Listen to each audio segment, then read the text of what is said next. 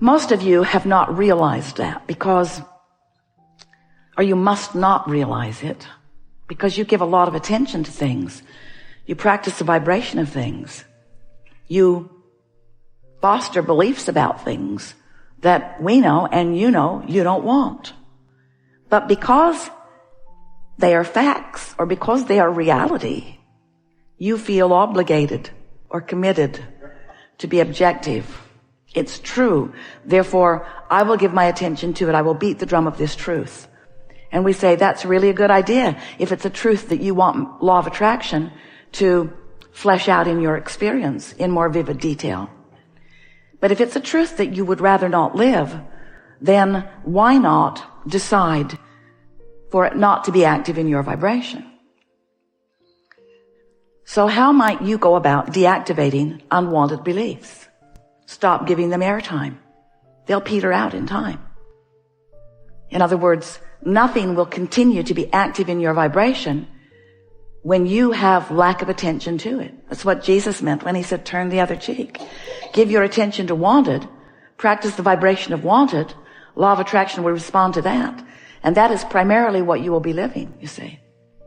Now, all of this is familiar to you, isn't it? If you've been listening to us for a while, have you? Do you know that you are the creator of your own reality? Do you know that you are a vibrational being? And that it is through your vibrational beingness that you are the creator, attractor of your own reality? Do you believe that you have control over your vibration? Conceptually. You know that it is possible. Do you believe that you are predominantly practicing control of your own vibration? We think you are predominantly, but we know you are here for fine-tuning, and we are too. So we're continually finding new ways of explaining to you how it is that you could more easily, with more flow, more chronically, more steadily, more often, and therefore more joyfully, be the creator of your own experience. Since you've been listening to us for a while, and we can feel the clarity of who you are, we're going to make this opening short. This short, in fact. And we're going to open this conversation to the things that you really want to talk about. We're going to remind you of this one really important thing. And that is, everything that you speak about while you are speaking about it is practicing a vibration of it. And sometimes in the expressing of a problem or a question or an issue, you're actually practicing the vibration of the absence of what you want. Because the problem is a different vibration than the solution. The question is a different vibration than the answer. So sometimes, in fact, often, in fact, every single time, you're going to find us interrupting you, climbing all over your words, trying to distract you from where you think you want to go.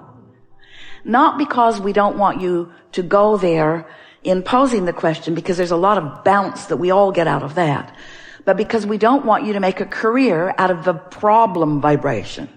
In other words, you can speak it short. You don't have to speak it and justify it. We all get it. In other words, the more you explain how you think you got to this problem place, the harder it is for us to bring you into the solution. And that's true not just when you're in this forum. It's true all the time. The less airtime you give to the problem, the faster the solution will come to you. Your children have trained you because you ask them to do something and they don't do it. You ask them again and they don't do it. And so you've developed patterns of believing that you have to stay after it like a dog on a bone. I will continue to wring this problem's neck until Abraham squirts out the answer. And we say, it isn't like that at all. It isn't like that at all, because we've been squirting out the answer for quite a long time. The universe is squirting out the answer. You are surrounded by squirted out answers and solutions. They are everywhere around you. But when you beat the drum of the problem, you are vibrationally blind to the solution. It's just the way it is, you see. So we are eager to visit with you about anything that is important to you. Do not worry about us. We will wedge our message in the crack. We have all kinds of new things that we want to talk with you about today. Things that you know that you've forgotten, and some things that you have never known that you will now know. This is going to be a day of movement in your vibrational beingness.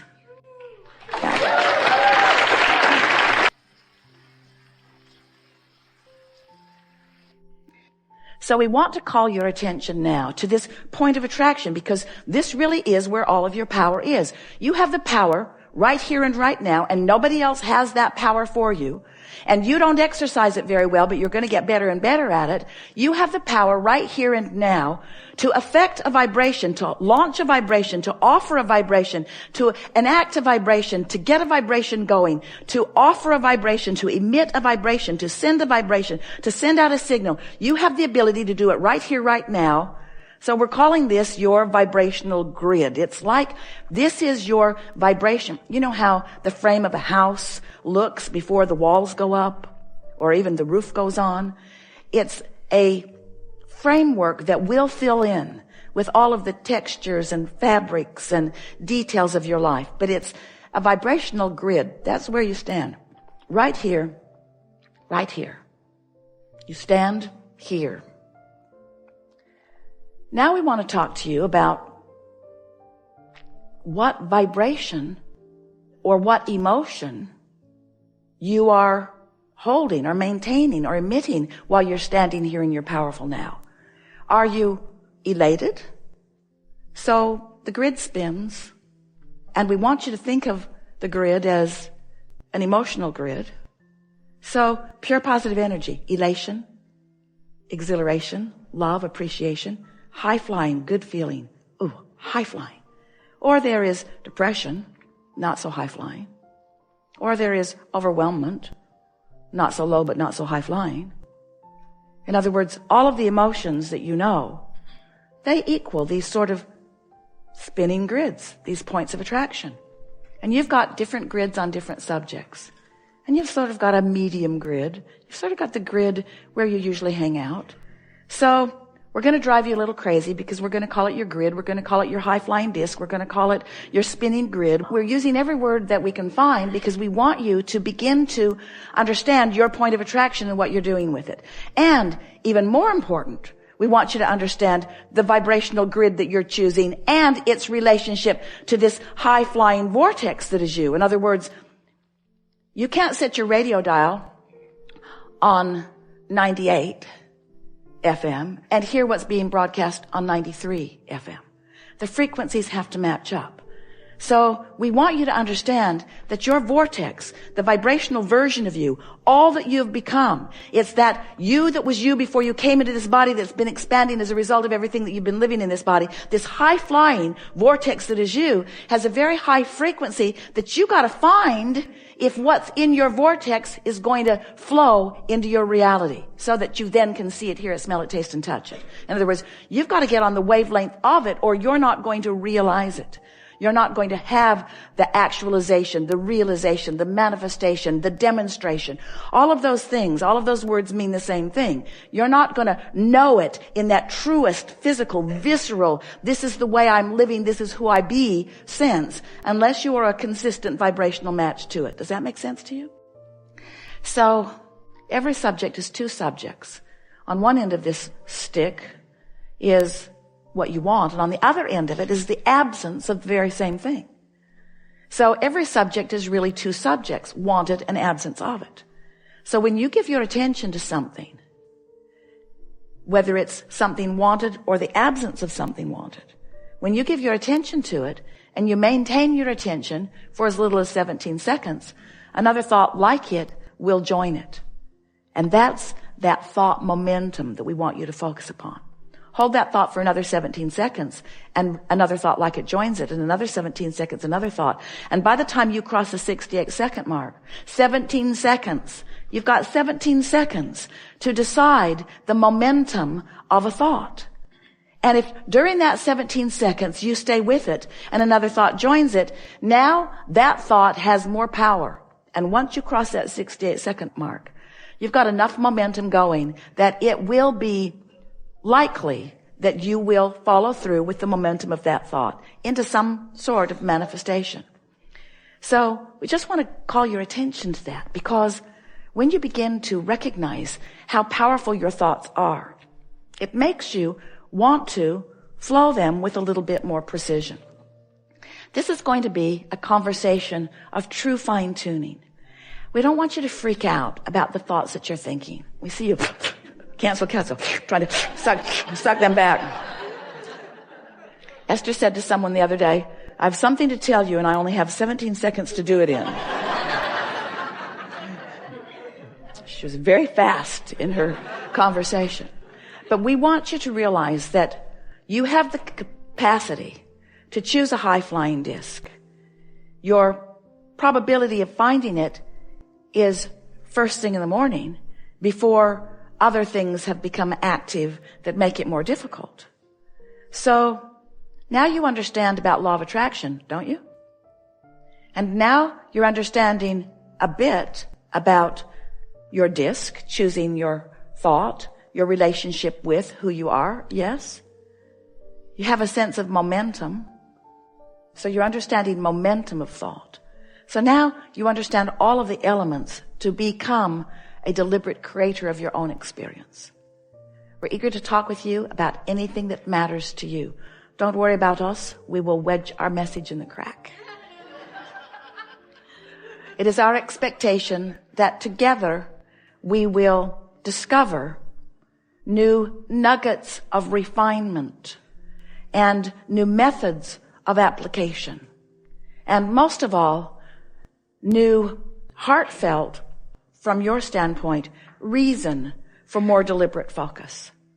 We know that you want to be the deliberate creator of your experience. We know that for the most part you aren't the deliberate creator of your experience. That you are doing more creating by default, by habit of thought, by old belief, by old pipes, than you really mean to. A belief is just a thought you keep thinking. It's a habit of thought. It's a thought that has enough momentum that things are actualizing around it, and that's why you believe it. We just want you to know that you can choose your beliefs, and therefore you can choose what actualizes around them. You also will discover that you don't need to try to talk anybody else out of their beliefs, because in that effort, you talk yourself into them. Because you live in a universe of attraction, and there's no exclusion. We are certain at this moment that there is nothing important that we know that you don't know.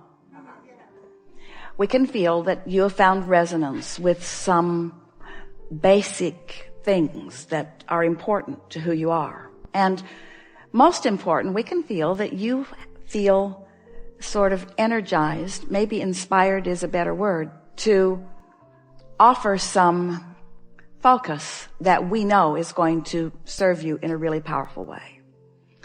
It is such pleasure for us to interact with those like you who are determined and strong in your desire, who are willing and even patient enough to walk with us slowly sometimes to find these nuggets of clarity that you just feel resonance with. We have been saying for quite a while that we make too much of all of this. In our desire to simplify it for you, we go on and on and on. But it is our knowing that today you have found some simple steps, and we know you feel the resonance with who you are. Our favorite thing about you and our time that we spend with you is that moment when conscious realization occurs to you as you make the correlation between something that you did vibrationally and something that happened in terms of demonstration. That's just the best for us. Not because it's a teaching moment and you've graduated to a new place, but in that moment, you and we are one.